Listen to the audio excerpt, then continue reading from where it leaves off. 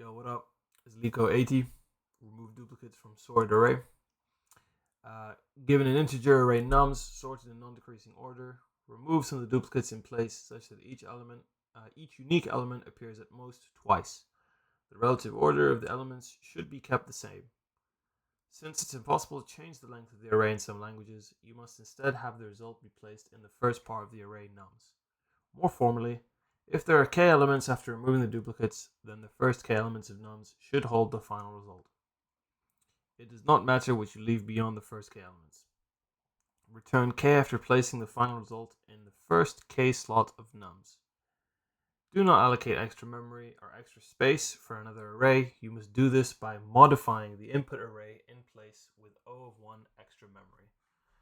Alright, so basically, if we had an example array of 1, 1, 1, 2, 2, 2, and 3, it's asking us to essentially output 1, 1, 2, 2, 3. In this case, there are no more than 2 duplicates of our unique elements. In this case, there's only 1, 3, 2 2s, and 2 1s. So what we're looking to do in this is use the two-pointer method, right? And we'll be using 2 integers, although one of them is optional. I'll explain that in the code later. An if statement, or 2 if statements rather, and a for loop. So let's get into the code. So in this case, so here, what we're looking to do is we're going to be declaring our integer k, and we'll be starting with it at 2 because we need our end result to be incremented by 2 in a sense. This will make sense once I've finished the code, but you'll get the idea in the end. This is the optional integer declaration, which is nums.length. In this case, normally if I only have to use the length of the array once, I'll just include it in the code, in the if statement or whatever it may be, or the for loop. But in this case, because I'm using it multiple times, I'm going to use it. I'm going to declare it to begin with, just so it's easier for me to type. It's just good practice, I think. So in this case, what we're going to do here is that if n is less than or equal to 2, then we're going to return n, because this is like our catch statement, kind of, which is if the array is not longer than 2, then this doesn't matter. We just return our output, and that's it. However, the main logic of this, which is our for loop, is going to be int I equals 2. I is less than or equal to n, and we increment by 1. So in this case, we're starting at 2. I'll explain this afterwards, but we're starting at 2 because we want to allow a maximum of 2 duplicates. And so when we're checking our current index element, it needs to be checked against the previous 2 elements. And therefore, we're going to start at index 2 rather than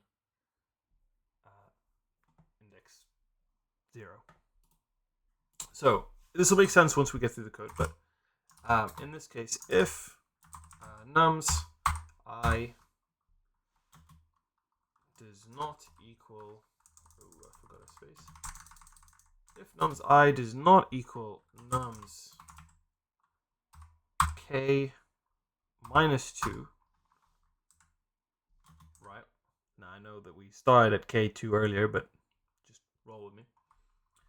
Then nums k is going to be set to nums I, and then we'll also increment k by 1, sorry, and in the end return k. So in this case, the reason we started k here at 2 is that we are essentially returning the length of the array, which is k, right? Or the length of the array with the duplicates, and that is where k position is.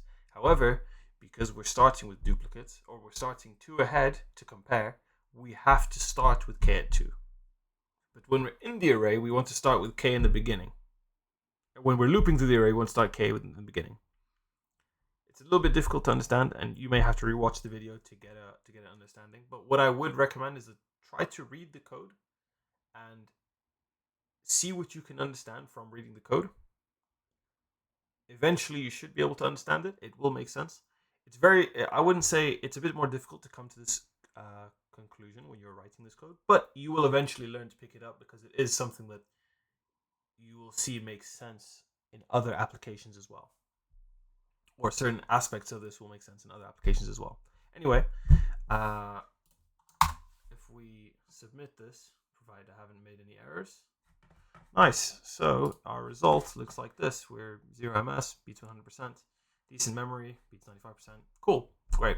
So I think it's a relatively simple solution to a medium problem. It's a little bit that you have to wrap your head around, but it's fine. I'm sure you'll be able to do it. And I mean, like, comment if you know of a better way. Let me know down below. Otherwise, like, comment, subscribe, whatever. Do all that shit. I don't care. Bye.